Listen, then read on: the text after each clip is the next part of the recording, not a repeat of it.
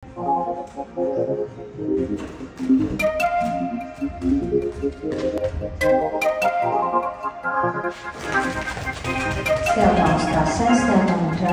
to, ka mēs braucam ar galvu pa priekšu, ar to, ka mēs izmantojam visu ķermeni, lai stūrētu. Tad bobslejā tās ir tikai rokas.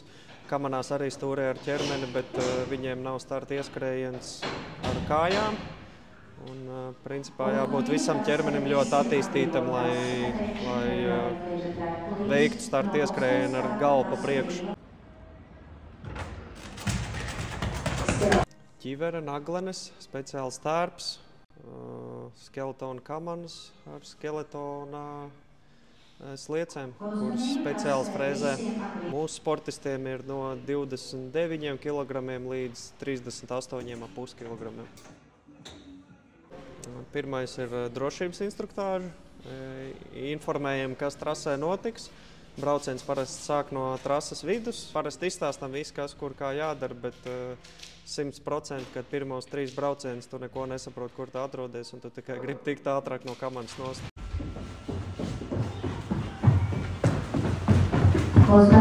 Mērķi visaugstākie, kad mēs iesākām projektu un taisījāmies kvalificēties olimpiādai, tad Latvijas skeletona tradīcijas ir pietiekoši iespaidīgas, un mērķis ir tikai to pašu turpināt. Un darbs ir ieguldīts milzīgs no sportista puses, ģimeņa puses, no treneru puses. Tā kā mērķi visaugstākie, tagad ir viss tikai atliek 2 braucienos to parādīt, kas ir 3 gados izdarīts. Skeletons prasēs, skeletons džek.